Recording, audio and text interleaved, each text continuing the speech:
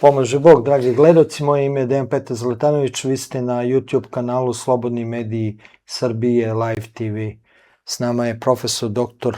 Alek Račić, pomaže Bog. Bog vam pomogu. Gospodine Račiću, imamo jednu zanimljivu stvar, a to je, vest je izašla u javnosti da su čak krali i Crveni krst, pokrenuti krivični prijav. Ja nisam još čuo da se, i to sistemska krađa Crvenog krsta, a s druge strane, evo apoteke Beograd imamo, koje bile su državne, gase, a kockarnice otvaraju, kladionice, na jednom mestu je otvoreno, ne znam da li će biti masovno. Pa šta će se desiti sa našim zdravstvom kad je toliko ušla korupcija, da to više ne rade samo sa lekovima, nego počeli su i Crveni krst da potkradaju apoteke, ko će gde ćemo lekove da dobijemo mi, obični građani, koji nemamo možda uvek pare da platimo, a apoteke Beograda su bile, ja mislim, najveća državna ustanova. Najveća apotekarska ustanova, dakle to je jedna velika opasnost ovako za hronične bolesnike da se apoteke Beograda ugase i privatizuju. Jer apoteke Beograd su bile vezane direktno za potrebe populacije.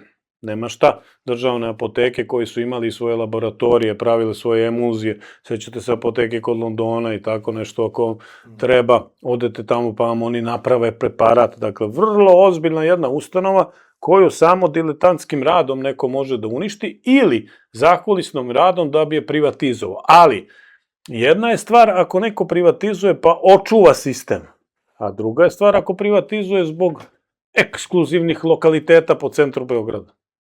Pa onda tu napravi neku visoko isplativu delatnost od koje uzima jako veliku rentu.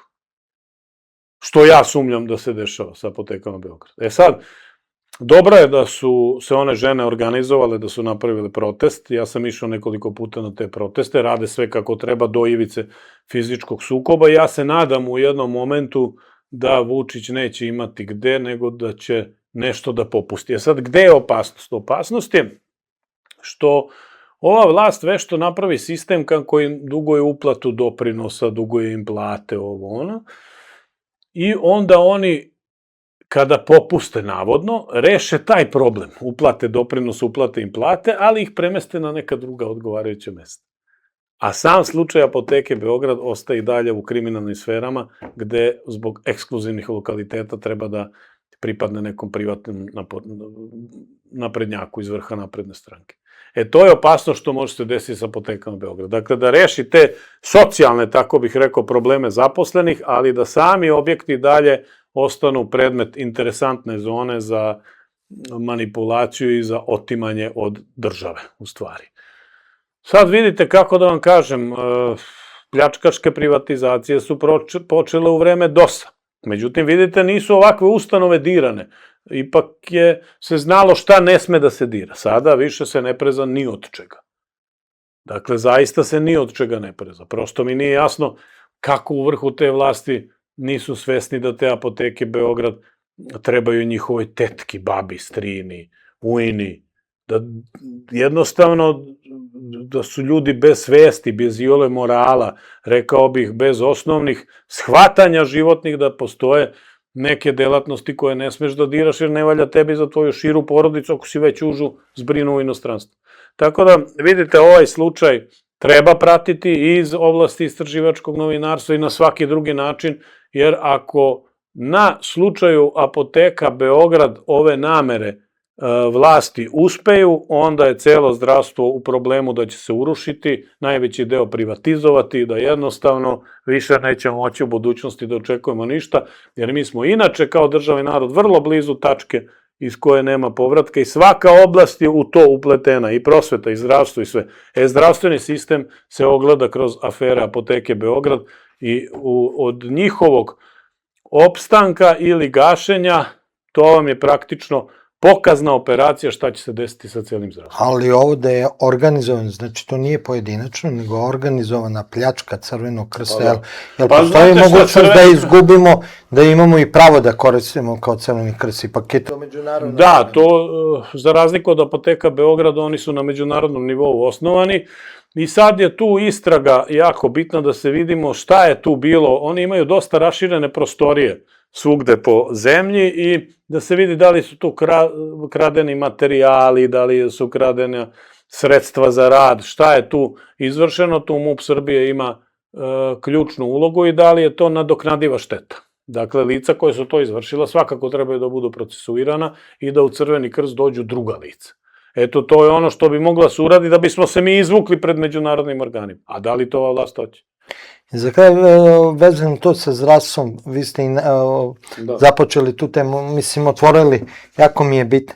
Evo, ja znam sticam okolnosti da dosta Filipinki, žene iz trećeg sveta, ali pre svega Filipinki, radi u kliničkom centru zato što nemamo više kadra, stvarno nemamo realno, a da li postoji opasnost tako i sa lekarima da nama lekare, da moramo da uvozimo masovno lekare i šta će se desiti ako mi nekog Indijca, nekog Filipinca uvezemo, čak i ako je stručan, ne ulazići u to njegovu stručnost, ali... Postoji zato što postoji nostrifikacioni sistem koji ovde nekom sa stranom diplomom traži da polaže određene ispite pred odgovarajućom komisijom medicinsko-stomatološkog ili nekog drugog fakulteta da bi mogao da stekne pravo rada ovde. Ukoliko bi se taj nostrifikacioni sistem ugasio, što se odlučuje na političkom nivou, dakle u Skupštini grada i na nivou Ministarstva prosvete, onda smo u velikoj opasnosti. Ali za sad još uvek su zakonske odredbe tako da neko ko ne prođe nostrifikacioni sistem ovde ne može da dobije licencu i ne može da radi. Još uvek imamo neku zaštitu, ali razumem šta hoćete da mi kažete, to ovi na sutrašnjoj skupštini, sednici skupštine mogu da donese odluku da to se... Ne, evo imamo za GSB vozače, oni postoji zakon, ali se ne poštuju do kraja, oni voze te ispite po selima, prigradskim navalima i kosmo i dobiju to... Izvrdali su taj sistem i sve ostalo. ostalo. Pa i ovde može tako da se... Ne, ali mene zanima... Seoskoj ambulanti lekar kao pregleda i dobio si diplom. Može. Kako da vam kažem, napravljen je jedan opšte državno nakaradni sistem gde je sve moguće da ne diraš zakon i tumačenja ti dođe tako da se ti u stvari zakon ispoštuje. Ne, nego mene zanima zbog broja koliko mi imamo i lekare zato što medicinskog osoblja kao što su tehničari, bolničari, nemamo zato što otišli su isto preko. Koliko mi ovde možemo na te lekare ovde da računamo ili su i oni će masovno odu. Vidim da Hrvatska ima veliki problem. Jeste, pa nama je otišlo 1300 specijalista, a ukupan broj zdravstvenog osoblja koji se vratio je 350, pri tome su 300 medicinske sestri i tehničare, samo 50 lekari. Tako da je 1250 u stvari manjka. E sad, ono što je ovde najbitnije je da nekako je ipak bolje kada neki kolega pređe iz državne u privatnu bolnicu, a ostane ovde u zemlji. Jer prilikom promene vlasti, kako da vam kažem, znate sad recimo kad bi došao ja umesto Lončara za ministra zdravlja, pa ja bi sigurno 500-600 lekara specijalista vratio u svoje bolnice. Vrati se, brate, daj da radimo drugačije sad, raščistit ćemo to, poslušali bi me ljudi, iz pijeteta prema meni. Ali najgore kad odu u inostranstvo, onda nema povratka. Nego bar samo da ostane ovde, nek pređe da radi privatno. Neće ljudi da trpe više teror, jednostavno. Ja ne mogu nikome ko je sad, pričao sam sigurno preko 100 ljudi ko je otišao privatno da radi. Jednostavno razlozi su takvi da, hajde čujemo se šta da mu kažem, ali samo u slučaju promene vlasti može, nije. Ne, maltretiranje. Dakle, samo u slučaju promene vlasti možemo da dođemo u budućnosti u situaciju da te ljude koji su prešli u privatni sektor vratimo u državni. I to ne smiješ da mu braniš da radi privatno, jer on ima svoje navike koje je tamo stekao. Nego samo iz pijeteta da se vrati u državni sektor da bi pomogao svojoj državi ili konkretno meni ako sam na nekoj funkciji.